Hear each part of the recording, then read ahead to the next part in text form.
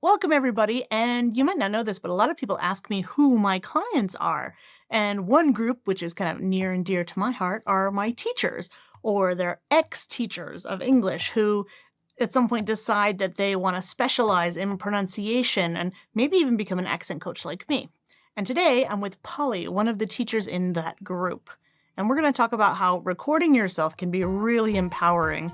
I know that for most people, all they can think about is the cringe, but trust me, we're going to dive into the stress and discomfort, but also the benefits. And you might even find some similarities between yourself and the Greek goddess Athena. But for now, let's get on with the show.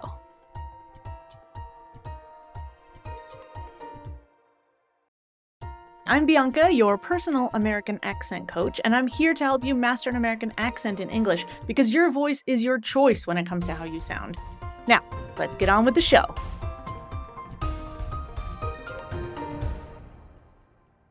Welcome, everybody. I'm so excited. Actually, I shouldn't even start that way. I should say, welcome, Polly. It's so nice to actually be recording with you finally because you've been in my Teachers Academy for a while, and we keep saying, let's do a podcast. Let's do a podcast. And here we are, finally. And the topic is going to be really interesting. But first, let's get a quick introduction from you. Tell us who you are, where you live, anything else you want to add. I'm an English teacher by training, but after graduation, spent like several years working for several international companies as an assistant or a project manager. But in 2024, I guess it was like autumn 2024, I pursued teaching again because I did have some experience teaching before. And I started working for this online school. And I guess that was the moment when I found you. It was either Instagram or I don't really remember how I found you, but yeah, I decided like this is where I need to be. Yeah, that's Oh, that's perfect. You're such a good addition, I think, because you're always like willing to try new things and talk about things from a different angle, which I really appreciate. And today we've been planning on talking about yeah. we've been talking about, yeah, so you were in the teachers club with another teacher and randomly the idea of dance classes came up more than once and we thought how interesting. We have this like parallel between dancing, dance instructors, instructing, learning, teaching, all these interesting things and how it relates to language. We never would have thought about it, but this was Yeah. a recurring theme when we thought we got to make a podcast about this. So let's first start talking about like Instagram and things like that. Cause I think that when we talk about recording yourself, we mean audio, but really a lot of people have had some of the same feelings maybe regarding selfies, you know? So tell me about maybe, I don't know, your experience or what you've noticed on the parallels of selfies and audios. Yeah, so actually, dancing came up during our calls just as a hobby. Yeah, kind of started dancing a while ago. But this idea of making videos and taking part in professional video shootings, that's a completely different thing. And I kind of thought of this analogy with this great practice of making recordings of your own voice and just how much help and improvement it gives you. Exactly, exactly. Which we're going to talk a little bit more in detail about too. But Right. I know people are always, well, I shouldn't say always. I know people are often kind of terrified about recording their own voice, right? Even in their first language. But you know Of what? course. There's no lack of like selfies, I think, in the world. So maybe we can think of it as selfies and how that relates to it. Yeah, but you know what? As for selfies, it's a bit different because we've kind of adjusted and we've learned like which side is a good side. Like taking pictures from low angles creates this double chin situation, so we don't usually do that, right? And I can see up somebody's nose when they are on a laptop. It's like, whoa. Uh huh. Uh huh. So yeah, and that's good, but like at the same time, we ended up in this misleading reality sometimes. Probably Uh, a lot of the time. I right. it makes sense though, because we wanna show ourselves in our best light. We wanna feel confident, like, if we can take a good picture, we wanna take a good picture, right? We wanna have the nice lighting and stuff like that. It makes sense, Right. makes total sense, but maybe we've kinda gone off the deep end with that, and I wonder how that might, in your mind, is related to, like, audios specifically. So we've got these selfies, and now we've got this Right. kind of self-recording of our audios. Tell me what you think about that. Mean, I'm not against selfies, right? I take selfies myself on a good hair day, on a good makeup day, like, sure. But, Mhm. I mean, When you make recordings of your own voice and when you take part in this professional dancing video shootings, you somehow get to interact with the part of yourself that you don't normally have access to, that other people do have access to, but you don't. And I know for a fact that sometimes that comes with a great deal of discomfort for many people. The thing is, I think this discomfort gives you a lot of information and it gives you a lot of very interesting insights.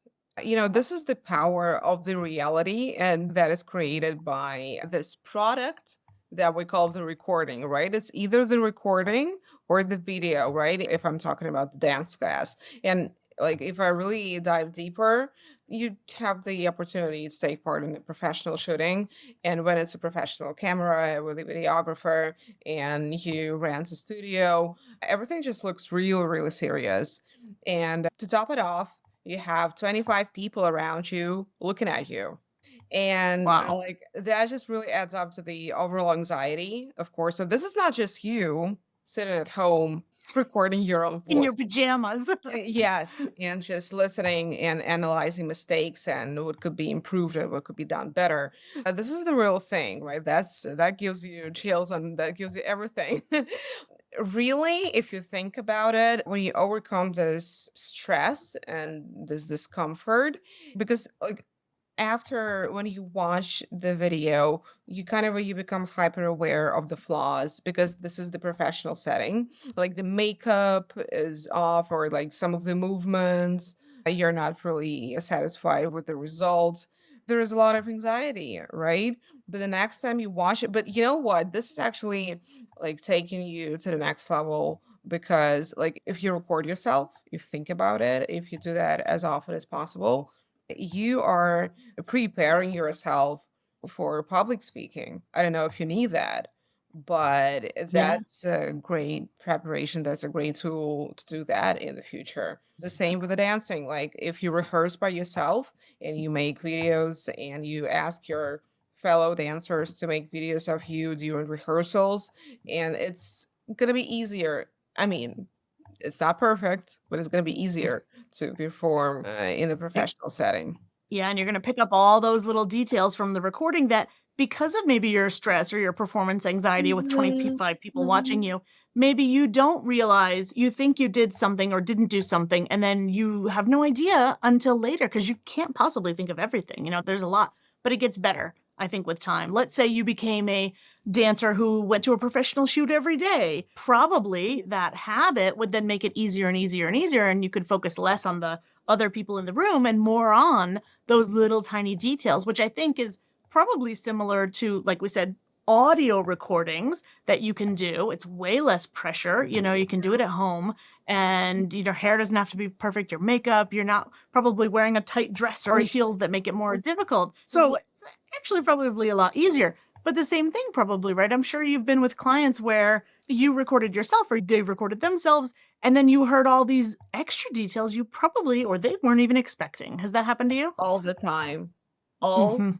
every time you make a recording, you hear these little details. Yes, that's the beauty You of have it, really. Mhm. exactly, you don't even expect it, and to say something else too, we have in our, like, ecosystem, let's say, we have Mhm. our teachers club, we have our accent academy, we also have office hours, and so 3 times a week, sometimes we'll see people, and every once in a while, you'll get somebody like William, who's our moderator, and I've done several Mhm. podcasts with him, he'll say, "I didn't just say that," and I'll be like, "Oh, Mhm. no?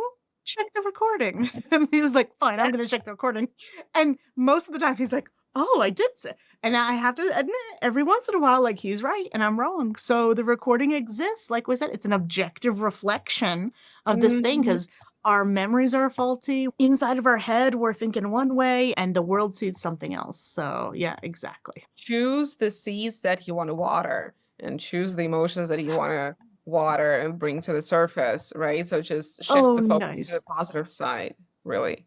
Yes, absolutely. Absolutely. Because we said a lot of times we don't record ourselves because of fear or anxiety or some other thing too. But yeah, what if we focused on, wow, I'm going to get a lot of benefits out of this? Maybe it'll be a little awkward, but what Mhm. kind of growth isn't? Like whenever we grow, it's always some kind of awkward, but it's always better, in the end. So perfect, Yeah, it's perfect. just don't let your inner judgment override the commitment to growth. Oh, I love that because that's something that you could say each and every time, right? And I want to add that self-recording is a powerful tool that helps you improve your pronunciation. But if you really think about it, maybe even like from the psychological perspective, it really helps you claim your voice. And when you claim your voice, it becomes persuasive, it becomes powerful, it becomes respected. Claiming your voice and having that authenticity behind it, maybe Yeah. it's because we don't record ourselves, and until we do, we can kind of see through other people's eyes, like who we Mhm. are. Maybe we're afraid to see ourselves in a way we don't want to, and so that's why we don't do Mhm. it. But maybe one Right. way to reclaim that is literally to start recording yourself again and say Mhm. it's almost Mhm. like the bravery of saying like, "Oh, this is really uncomfortable, but if I can bear through that discomfort, then the gains are really important. The benefits you're gonna get from that are really make it worth it, right? That worth the discomfort." Of course, I mean, that's when you get into this. I mean, it's vulnerable. You kind of face this vulnerability, but you get to be this wholly, authentically you at the same time. And you got to embrace that and just make Yeah. friends Yeah. with that part of yourself. Exactly, that's a good point too because, like, maybe it's related to school and how we learned and, like, "Oh, mistakes are bad," and, like, "Only be the best," and "Only show your good side," that kind of thing, but like you said, embracing the whole thing is gonna give you a clarity that if you can see mistakes, for example, let's say you're recording Mhm. yourself and I'm telling you Right. I'll give you an example, in Spanish, Mhm. right, because I'm living Mhm. in Mexico now, in my head, my Spanish is perfect, let me tell you, like, absolutely. But no, when I speak now, I can see people's faces. They're working hard. They're trying to figure out what I'm saying sometimes Oh, because I yeah. got the ending of the word wrong. Or, in Spanish and English, we write with 5 vowel letters, but in English, we have like over 20 vowel sounds. So, me going into Spanish, I'm saying all different kinds of A's, right? They only have one A. So, in my head, it's very different than when it comes out, right? And that's not me recording, that's just live and seeing people's reaction. So think about if you were just by yourself, not with other people, you could fix that. You could say, "Oh my god, I said ca instead of ka," or "I said g instead of k," right? You're like, "What's wrong with me? I know that I can hear that. That's not a G, that's a K. That's a different sound." Wouldn't it be great if we all had a little bit of, I don't know if it's confidence or discipline to do Mhm. that a little bit more often so that you didn't end up like me with the person going, "I wonder what she's trying to say right now." As for, this other people's reaction, I mean, I want to object to that because that's maybe you seeing this weird reaction. Maybe it's not even there. Could be too. Absolutely. That could be my lack of self-confidence, right? I think that there is a bit of a look, I get a bit of a lean, a little the pupils dilate a little bit. I do feel like there is something that I notice because then some people will wait because my Spanish is not as good as you might think it is. And I'm kind of was thrown into the fire with this new group that I'm in. And so I'm speaking a lot more Spanish suddenly, but without, like we said, revising, right? Without like any kind of very minimal prep, let's say, but one thing I could be doing, and I'm super guilty of this, I know other people don't do it in English, but in Spanish, I'm not recording myself as much as I should, and part of it is because maybe I do need that self-confidence, or maybe it is uncomfortable, to do that, so yeah. Yeah, tell me more about either of those thoughts for self-confidence or discomfort that you might be thinking about. Yeah, you know what? I'm not reinventing the wheel here, saying that if you want to work on your pronunciation, if you want to work on your accent, making those recordings is Mhm. something that could really take you to the next level. And it's a really powerful and helpful tool in your accent journey. But yeah, Mhm. I mean, you have to override this discomfort first. Maybe like dancing, right? So you were in this professional shooting, right? You had a dance class and then you had this professional recording, this session of this shooting. And did you watch the replay of that? Did you say, "Oh, I should have lifted my leg more," or, "Oh, I'm noticing, oh, I did a really good job there." Like, what do you feel like you learned when you were watching your recordings? Maybe I should just go back a little bit and give you like this backstory. So, Mhm. I've always had a knack for accents and phonetics, and I've always wanted to do that. And even when I was working as a project manager, somewhere deep inside, I felt like, yeah, I think I'm gonna get there somehow one day. And Nice. yeah, and then I just like past couple of years I dedicated just enrolling in different courses and finishing the courses and getting the experience and the theory and just getting my first students, and I started recording myself. I started making my first recordings, and yes, that felt really strange at first. Right, I don't think that I've been self-conscious and about my accent, but still, I mean, that just felt weird. I cannot really explain that. That was me greeting and saying hello to me, to myself. Yeah. So And that's it not new, like you said, not just the idea of, "Let's talk about how recording yourself is important," right? Yeah, we're not reinventing anything. Like, we all know drinking a certain amount of water every day is really good, and don't forget to sleep Mhm. as much as you need to, right? We know it, but how many Yeah. of us do it regularly? Like, it's not the easiest habit, I think, recording yourself, but once you get into it, then yeah, it becomes easier, right? You see more little things, the more you do it, it just becomes a habit, we could say, right? And to go Mhm. back to the idea of, like, this is nothing new. I think this has Mhm. been since, like, historic times, basically with the Greeks, I imagine, right? Like, I feel like this has always been a story, don't you think? Of course, I happen to know this myth about Athena. It's about like Athena and the invention of the flute. She got mocked. So she was playing the flute and she got mocked by her fellow goddesses because her face started turning blue and Oh, her cheeks were puffing out, and they were mocking her, they were just making fun of her. And then she went to the forest and she looks at the reflection in the water, right, in the uh-huh. river, whatever. And yeah, she got convinced. She saw that her face was distorted when she was playing the flute, and she just rejected the whole thing, and she cursed it, and she cursed anyone who would ever try playing it again. Yeah, can you imagine like how relevant this is? How that really proves the point that you really have to. She was kind of experiencing this shock, Yeah, the self-reflection and the reality, and yeah, she was yeah. not ready for it. Mhm. But this is us like experiencing the shock of hearing our own voices. This is me experiencing this kind of a shock of watching this first video that I made after like a dance class.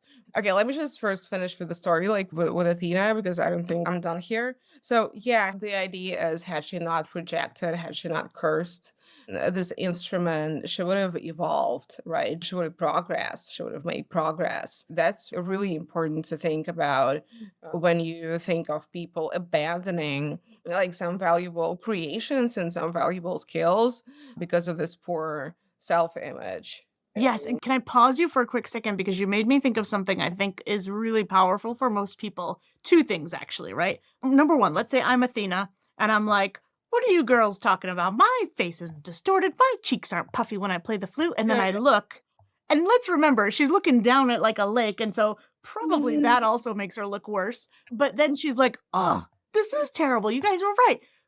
Throw the flute in the lake, probably, and curse the Yeah, she flute, threw it and away. and never touched it again, right? Like you said, what a pity that because of that, she didn't progress and other people weren't able to hear the beautiful music she could have made, right?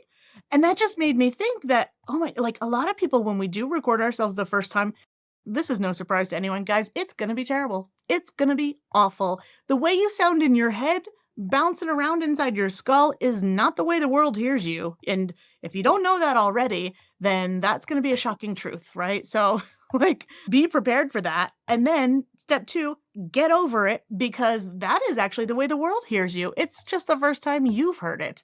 2 things. Number 1, wouldn't it be a pity if you gave up after the first recording because you yourself wouldn't improve, right? And then the way other people hear you too, that you're almost robbing them the benefit of your future benefits, I want to say, right? So, like, wow, like people just be prepared. It's going to sound weird, but it's so valuable, not only because you're going to progress, but number 2, if you record yourself, let's say the first time, and who knows, 5 years later, 5 months later, 5 days later, you look at another recording and you can compare them, that you can see the progress, right? And if you never do it that first time, I have a lot of people who are like, nah, I'm not Mhm. going to do that. I'm just going to get started. And they do great. And of course they progress. You're going to progress. But then they don't have anything to compare it to in the beginning, and you can never go back. You can never be that bad again, you know? And I think it's a shame. Even if you keep it secret, even if you keep it for yourself, still start recording, you know, as soon as possible. So, what do Yeah. you think? Let's go back to that. What are some things you think are the benefits of recording yourself, right? More specifically, what do you feel like you can learn from recording? What do you listen for example? What am I listening for? Yeah, I maybe in your own recordings, in your own experience, or maybe in those of clients, right? Or maybe how you even teach clients. Hey, listen for this vowel. Here's how you listen for syllable stress. This is what I'm listening for. This is what I want you to listen for. Do you have any specific things that you say, hey, recordings are really helpful for this? First of all, yeah, I do work with recordings. I encourage my students to make recordings. The first thing that I'm trying to push them to notice is the progress. It's just to consciously shift their focus to the strength and to the progress and to the positive things, because I'm a believer that will help them progress further. And as for, this technicality, it really depends on the sound, or like what is it exactly that we're working on. With the prosody, yes, it's this musicality that's important to like replay the audio and tell them what is it that I'm hearing, and actually say what I want to hear, right? And Mm-hmm. as for the sound, I'm trying to make corrections like on the go when we're Yeah. Yeah. talking, because this is the muscle work. I'm Yep. trying to like really understand what is it exactly that is going on inside their mouth. So yeah, I think recordings are really great for prosody, like really fixating that progress and working on Yeah. your prosody. I want to jump in there too for a second because you said, oh, there's other things that I can focus on live too. And that made me think, yeah, because guess what? Like all those skills are transferable. One reason we're recording ourselves is to hear how other people hear us and get used to that Mhm. so Mhm. that when we then talk, let's say spontaneously, right? Then we can kind of replay that almost in our head and we can say, like, I know what they're hearing. I know why they find it off a little bit, right? I said, get Mhm. instead of got, for example, Mhm. right? Because I know what it's like to be them, to hear Mhm. me, because I've heard my own recordings, right? So the skills are transferable. And that's just so much more effective adding that layer. Could I do it without ever recording myself? Like, yeah, I'd get there, but I can guarantee that it goes a lot faster. I don't know. Did you ever, the Olympic swimmer Michael Phelps? No? You've never heard of him? Okay, so he's probably the person who's won the most gold Olympic medals in history, Michael Phelps. Mhm. And you think, how did this guy win so many gold medals, right? His coach used to say to him all the time, put in the tape, play the tape, right? Watch the tape. And what does that mean? Every night before he would go to bed Mhm. and every day, kind of during practice, he would play in his mind. It would be like a recording in his mind that he had created. What's the perfect swim race? What does it look like? Every stroke, jumping off the block, touching the wall, turning around every single minute. He was watching in his head what that perfection would look like. Mhm. And he said when he would practice, then he would be matching that. Right. So I think that kind of, I know it's visual, but I feel like that idea of we can practice and we can then match these things too. So if I have a recording of me and I have a recording of you, let's say I'm doing I don't know, an old Michelle Obama speech and I've seen her do the speech and then Mhm. I'm going to do the speech. Wow, isn't that even powerful, even more powerful to compare these two, right? Mhm. So when we were talking about that Michael Phelps thing came to mind because I thought, oh yeah, that's an interesting kind of correlation, meaning Very meaning interesting. like we can reach that, right? We can visualize it. And I know visualizing a tape is literally visual, but our ability to hear those little things is way better than we at first think. And you'll get better and better when you record yourself. Same recording. I don't know if this has happened to you. Same recording, same client. You're Mhm. like, oh, did you hear that R? R, R, R, R. Oh, we're listening for R's. Next day, you'll say, oh, let's listen for the THs, right? Well, yesterday, they couldn't have even heard the THs. And now they're like, oh my God, I'm hearing R's and THs. Next day, you're going to say, hey, let's think about this dark L. You said a dark L. Did you know? No, what's a dark L? So you're building and you're building so much more because once you get it, you can add, I think, extra layers there. So same recording, right? You do the job once and you can use it many, many times. So any other advice, any other thoughts that you have about like what can benefit us about recording? Like we're getting more comfortable, we're getting more confident. A lot of people focus kind of obsessively on their mistakes, right? But I love your take on it because it's like, look what you're doing right. Look at how you're progressing. Look at all the positive things you're doing. And maybe you didn't notice these before. So I don't know if you've had that with clients where you've been able to say like, oh, remember all those R's we used to catch all the time? Listen to this recording. Fabulous. Look at that. Pat yourself on the back. I don't know if you've had sessions like that. I've had sessions like that. I just that was just so cool to get that. Also, like a very positive feedback from the students saying that, yeah, finally I hear that I found progress. That So really nice. And to me, it comes both sides positive. Like, I don't even think mistakes are negative. It all comes down to noticing and our ability to notice because we kind of go through life like kind of listening rather than, or hearing, I should say, rather than listening. Mhm. We can be quite passive about it, but you'd be so surprised, guys, listening to this now, listening to the podcast.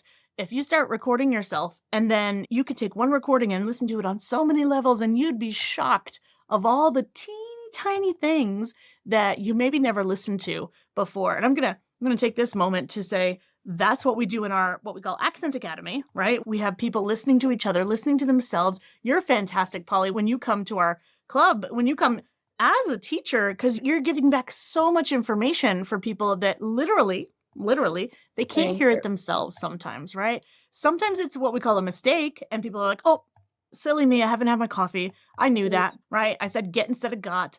But sometimes they're like, really? That's what I sound like? That's what I did that? I don't remember doing that.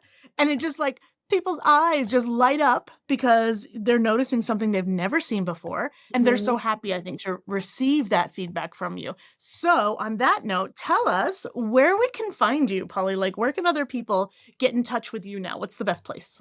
It's my Telegram channel. I just started it maybe a couple of weeks ago, but I'm planning to, post regularly and just have a great time with my subscribers, with the audience, and share my knowledge and my experience and just, be in this great connection with the people.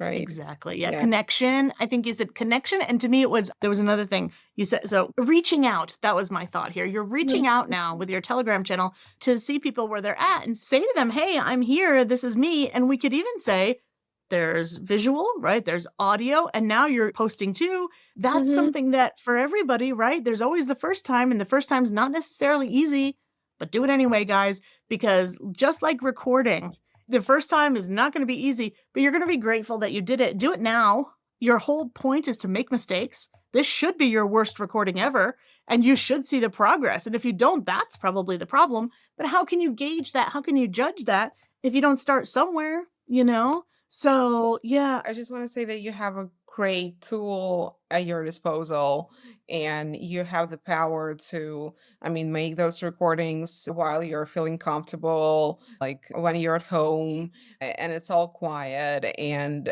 you can just, I don't know, just do several times and delete. You have the power to delete the recording that you didn't really like, and just do that one more time. Just grab the reins and do that, really. absolutely. Yeah. The delete button is really powerful, right? Hey, if it's the worst thing ever, just get rid of it. Like, why not? You don't need to leave the evidence around. Imagine if Athena in the past had a recording device for her flute, right? She's playing the flute, first time ever, because I think she invented it. And then people are like, oh, but your face, Athena, you look terrible. She's like, damn flute.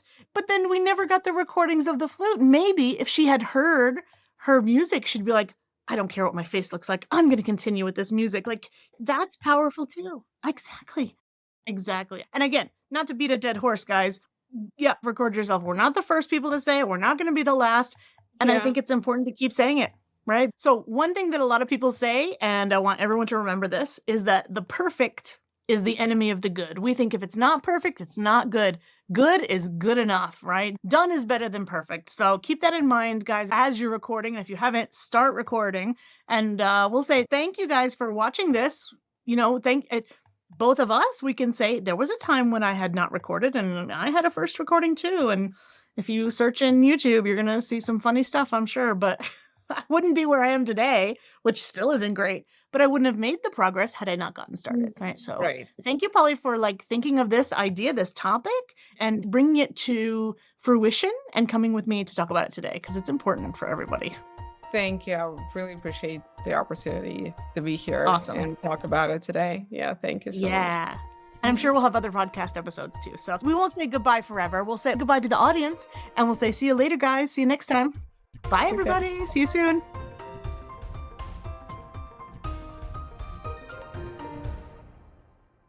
Well, we all have to start somewhere. And if you want a good laugh, you go right over to my YouTube channel and search for the oldest video I have. Thanks for listening all the way to the end, everyone.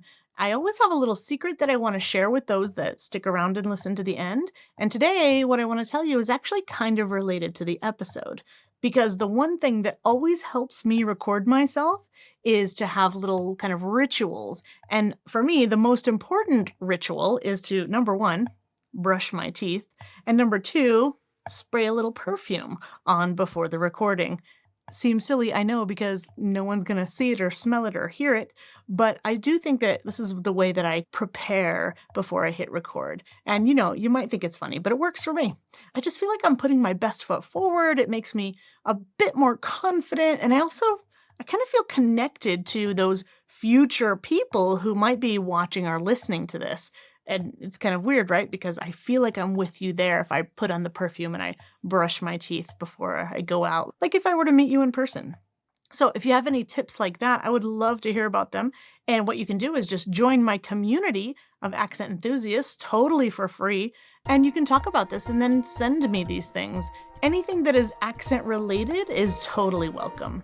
And then finally, if you have a specific topic that you want to hear about in another podcast episode, let me know and I'll try to make it a reality. And until then, I'll see you in the next episode.